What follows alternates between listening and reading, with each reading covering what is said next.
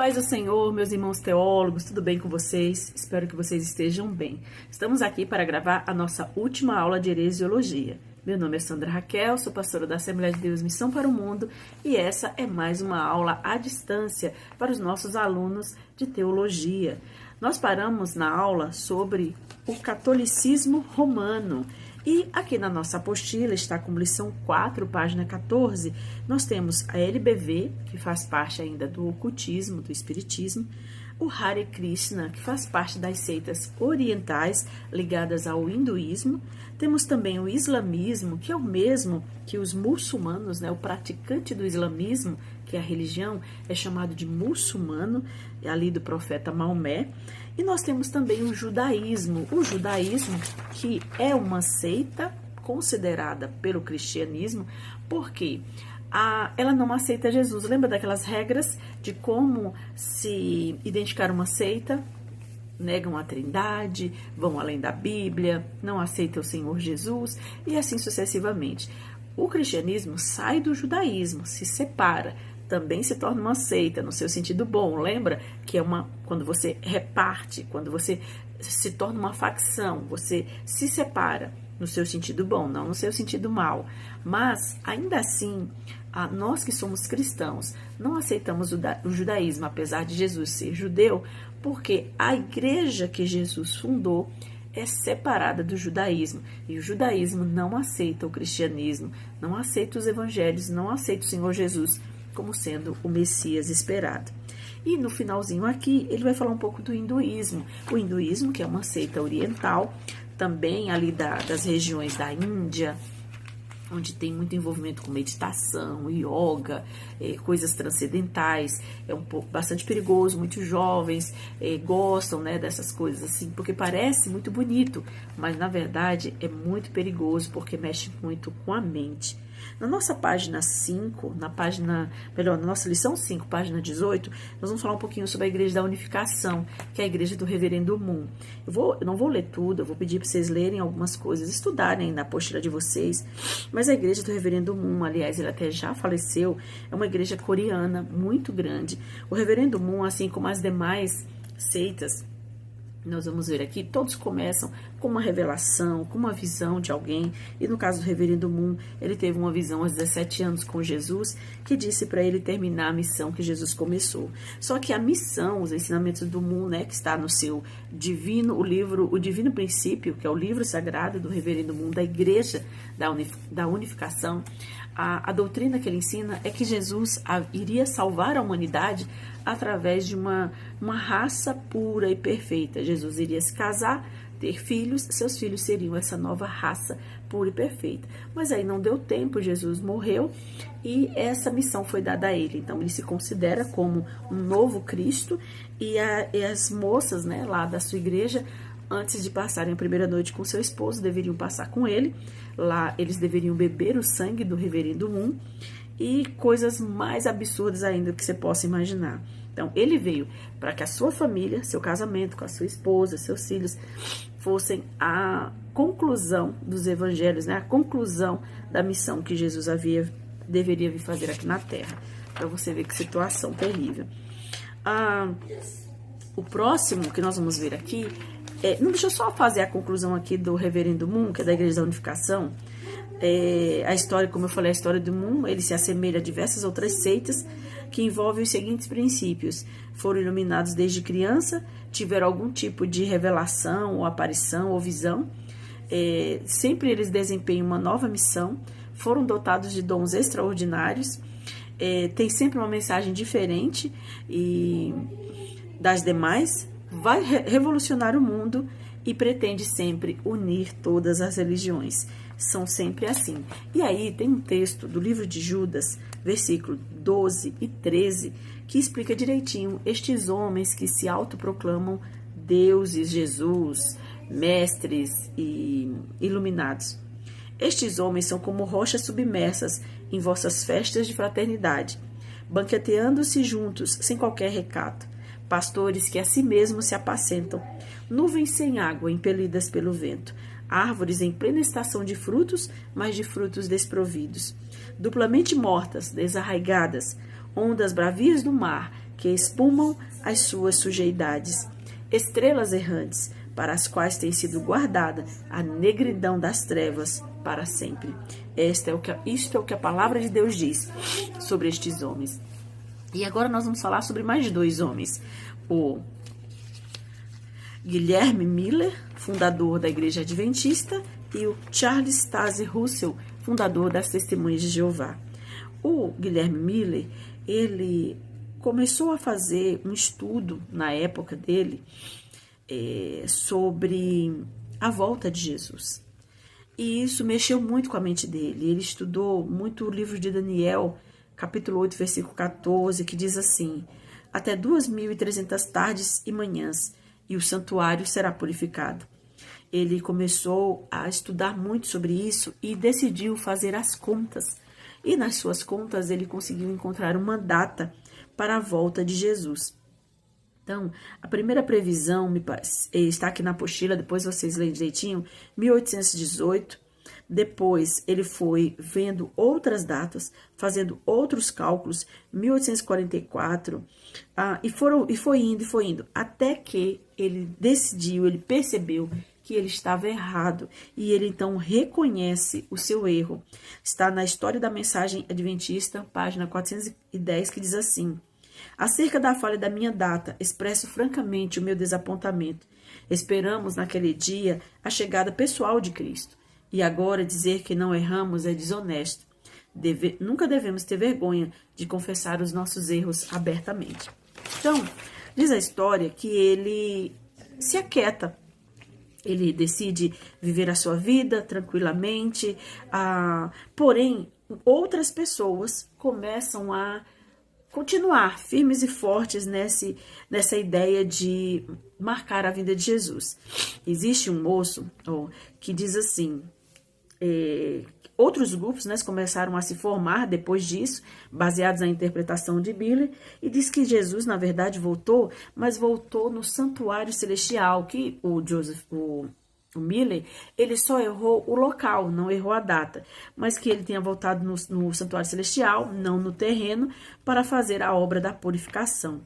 Guilherme Miller não aceitou essa interpretação, não seguiu esse novo movimento, e quanto a isso ele escreveu: não tenho confiança alguma nas novas teorias que surgiram no movimento, isto é, que Cristo veio como noivo e que a porta da graça foi fechada, em que em seguida a sétima trombeta tocou, o que foi de algum modo o cumprimento da profecia de sua vinda. Isso está escrito na História da Mensagem Adventista, página 412. Até o fim dos seus dias, em 20 de dezembro de 1849, com 68 anos, Miller permaneceu como cristão humilde e consagrado. Ele morreu na fé e esperança de estar em breve com o Senhor. Só que aí vieram anos posteriores a Miller, onde alguns grupos, outros dos 3 grupos que se apoiaram na nova revelação, deram substancial contribuição para a formação da seita hoje conhecida como Adventista do Sétimo Dia. O primeiro foi dirigido por Joseph Bates, que observava o sábado e não o domingo. E o segundo dava mais ênfase aos dons espirituais, particularmente o da profecia. E tinha como um de seus membros a senhora Ellen Harmon, que mais tarde se tornaria Ellen White, que se dizia ter o dom da profecia. A Ellen White, ela praticamente criou, ela criou a doutrina da Igreja Adventista. Ela é tida como o espírito da profecia e é extremamente reverenciada na Igreja Adventista. Não obstante possuir uma esperança escatológica, o Adventismo do Sétimo Dia esposa uma doutrina como coerente com a revelação divina dada através das Escrituras. Não pouco coerente com a revelação das Escrituras. A guarda do sábado é muito, muito importante para eles, do sábado, não do domingo, e nós vemos na Bíblia que Jesus, ele deixa claramente que o sábado foi feito para o homem e não o homem para o sábado. O que Jesus quer dizer com isso? Que o que Deus realmente... na verdade, eu vou até ler o versículo, o texto bíblico, que ele fala a respeito das alimentações, que é o que a Ellen White, o Adventismo, ensina que o crente deve observar o sábado como dia de repouso e não o domingo, que eles devem que a Ellen White ensina que a observância do sábado é o selo de Deus. Tem a parte também dos alimentos, com relação aos alimentos, que também foi ela que trouxe. E tem aqui o versículo bíblico que fala a respeito, aqui está, que Jesus diz assim, a respeito dos alimentos, aqui. Romanos 14, do 5 ao 6. Um faz diferença entre dia e dia, outro julga todos os dias. Cada um tenha opinião bem definida em sua própria mente. Quem distingue entre dia e dia, para o Senhor o faz. Na verdade, é o texto de Colossenses 2,16. Portanto, ninguém vos julgue pelo comer, ou pelo beber, ou por causa dos dias de festa, ou da lua nova, ou dos sábados. Era esse o versículo que eu estava procurando. Veja que o apóstolo Paulo está explicando que nenhum deve ser julgado pelo que come, pelo que bebe, pelos dias de festa ou pelos sábados, porque o nosso Senhor Jesus deixou claro que o que importava era o que eu faço para o Senhor. Por exemplo, não importa se é um sábado ou um domingo, contanto que este dia seja dedicado ao Senhor. E por último, nós vamos fechar aqui com as Testemunhas de Jeová, que também é criado Testemunhas de Jeová e depois os Mormons. Charles Taze Russell, que é o fundador das Testemunhas de Jeová, é uma pessoa que tem uma história bastante controvérsia, história de prisões, violência, desacato à autoridade, é bastante controversa a história dele. No Brasil, eles começaram aqui em 1920, a Bíblia deles é uma tradução, é uma nova tradução. Eles dizem que ninguém pode compreender a Bíblia sem a revista A Sentinela. Não reconhece a nossa versão da Bíblia, porque eles têm sua própria versão, que é deturpada, é a tradução do Novo Mundo. Essa tradução do Novo Mundo, ela acrescentam coisas bem diferentes, bem estranhas, principalmente relacionadas a Jesus e a Deus. Deus, das Testemunhas de Jeová, não sabe de todas as coisas. A Trindade não existe, é uma doutrina pagã para eles. Jesus Cristo é Miguel. Eles ensinam que Miguel, já ensinaram que Miguel não é Jesus, agora dizem que Jesus é Miguel, que Jesus é igual a Satanás, e é uma bagunça só. Outra parte aqui também que eles falam que o Espírito Santo é a força ativa de Deus.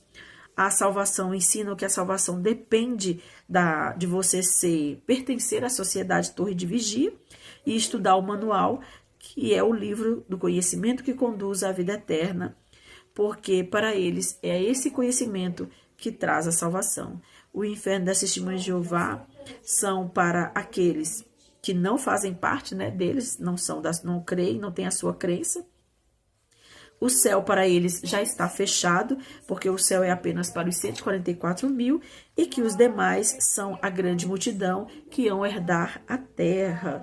E aí é onde a gente vê, de vez em quando, aquelas suas revistinhas ali com as imagens do paraíso na terra. Trabalho de casa em casa, convidando as pessoas para uma religião que ensina que nem mesmo os adeptos dos filhos de Deus não pertencem a Cristo. A Bíblia diz que há um só rebanho e o céu é para todos. E que todos os cristãos autênticos são filhos de Deus. Devemos seguir o recomendado por João. Se alguém vem convosco e não traz essa doutrina, não o recebais em casa, nem tampouco o saudeis. As Testemunhas de Jeová possuem a mesma habilidade de seus mestres quanto à aplicação do velho truque de se fazer passar por conhecedores das línguas originais da Bíblia. Eles estão redondamente equivocados e presos pelo engano do Deus deste século, que com sua astúcia tem cegado o entendimento dos homens, de sorte que sejam iluminados pela luz do Evangelho. Então, se você não tem segurança das Escrituras, não os receba. Se você tem segurança, os saude, seja educado, seja honroso, mas saiba que eles são astutos e querem que você acredite que aonde você está, sua denominação, que crê nas Escrituras, assim como elas são, está errada e que eles aqui estão certos. Mas quando você começa a estudar, leia uma apostila direitinho, você vai ver que eles estão muito equivocados na sua tradução, nas suas doutrinas e na sua crença. E agora sim, por último, nós temos o mormonismo, os Mormons, que é do norte-americano Joseph Smith, onde ele diz ter tido uma visão de um anjo. Primeiro ele fala a aparição do pai e do filho, Joseph Smith, é o fundamento da sua igreja. Ele tem uma visão de umas placas de ouro aos 17 anos, onde ele recebe uma visita de um anjo chamado Moroni, que conta ali uma história muito estranha para ele e mostra onde está essa placa. Ele tem uma primeira visão, depois uma segunda, aí ele então funda a igreja. A doutrina dessa igreja é bastante estranha, onde permite, né, que o homem tenha mais de uma esposa. Uma série de revelações de Joseph Smith foi desenvolvendo a doutrina dessa igreja, transformando através dos anos em numa forma de politeísmo. Os crentes deveriam edificar uma teocracia, isto é, teriam o seu assessoramento de 12 apóstolos. As pretensões de domínio de Smith eram tão elevadas que ele chegou a lançar-se a candidatura a presidente dos Estados Unidos. Aí teve uma divisão da igreja dos Mormons, porque o Joseph Smith foi assassinado, ele estava preso. E nessa divisão, uma parte seguiu, a igreja se dividiu, uma parte seguiu ao Brian Young, que era um fiel discípulo do profeta Smith, que na sua época eles fundaram a igreja, uma espécie de quartel-general, onde o mundo seria alcançado pelos apóstolos do mormonismo. A maioria, no entanto, decidiu ficar pela liderança do filho de Joseph Smith, que se separou dos demais, permanecendo no estado de Missouri. Ele reorganizou a igreja, e a igreja agora se chama Igreja Reorganizada de Jesus Cristo dos Santos dos Últimos Dias. É uma igreja que segue prosperando, mesmo sendo um pouco menor que a do Young, que foi para Utah. Das várias facções que surgiram desde a morte de Joseph Smith, outra digna de menção é a Igreja de Cristo do Lote do Templo, tudo vindo dos mesmos Mormons, onde eles dizem que, segundo as suas revelações do líder dessa facção, convenceram de que Sião, o lugar do regresso de Cristo à Terra, está em Bloomington e não em Israel. Creem que ele terá um templo em certo lote da área onde está a sede da igreja. Então, essas coisas estranhas mesmo. O profeta Joseph Smith, como um caráter de qualquer movimento ou religião, de certa forma, um segmento do caráter do fundador, torna-se evidente que quanto mais conhecemos a respeito de Joseph Smith, melhor conhecemos o mormonismo, também chamado a Igreja dos Santos dos Últimos Dias.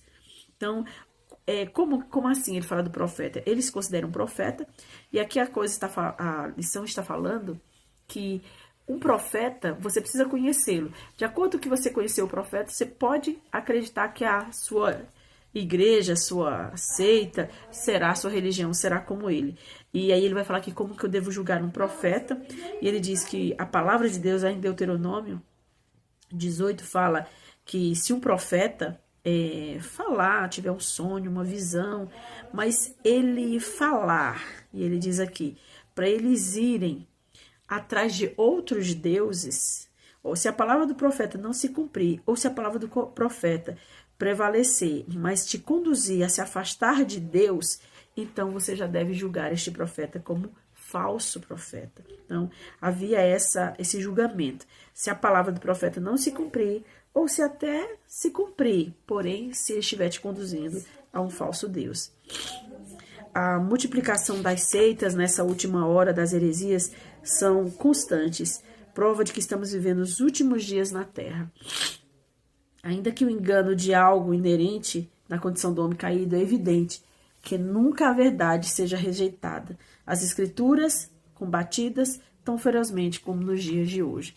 Aqui no finalzinho ele vai concluir que nos dias que estamos vivendo, existem muitas seitas, todas elas indo contrárias às escrituras, todas elas negando o evangelho, negando Jesus. Estas são mais antigas, mas ainda estão aí, firme e forte e com muitos adeptos. Mesmo nós tendo a palavra de Deus tão facilmente, tão à nossa mão, nessa época não era tão fácil ter uma Bíblia, não era tão fácil ter as escrituras para conferir se o que eles estão dizendo era verdade. Hoje já tem, e mesmo assim as pessoas continuam crendo, continuam seguindo estes homens. Basta você acessar a internet e pesquisar sobre a vida deles, sobre o início da sua história, como aconteceu, e você vai ver que tem mais coisa errada do que coisa certa. Tem mais coisas estranhas que você olha assim, gente, isso é loucura, do que coisas claramente de Deus. Mas ainda assim as pessoas permanecem lá. Então o que é que nós concluímos com isso? Que aqueles que estão cegos e estão sendo guiados por cegos, por não buscarem o conhecimento. A palavra de Deus diz que a palavra de Deus é a lei do Senhor, é luz. Elas continuam ali naquela escuridão, sendo guiados por outros cegos, cegos guiando cegos. E você que tem a oportunidade de estudar, a oportunidade de ler a Bíblia, a oportunidade de pesquisar, não deixe que essa oportunidade passe de você, mas adquira conhecimento, saiba julgar, saiba ter discernimento. Veja se o lugar onde você está verdadeiramente ensina a palavra de Deus, a palavra real, a palavra ali, sem acrescentar coisas, sem trazer inovações, novas revelações, coisas estranhas às Escrituras. Estude, adquira conhecimento, traga conhecimento para a sua mente, porque vai ser luz para iluminar os seus passos e vai ser lâmpada para iluminar o seu caminho. Que Deus abençoe a sua vida, fique na paz. Próxima aula, Missiologia e Evangelismo.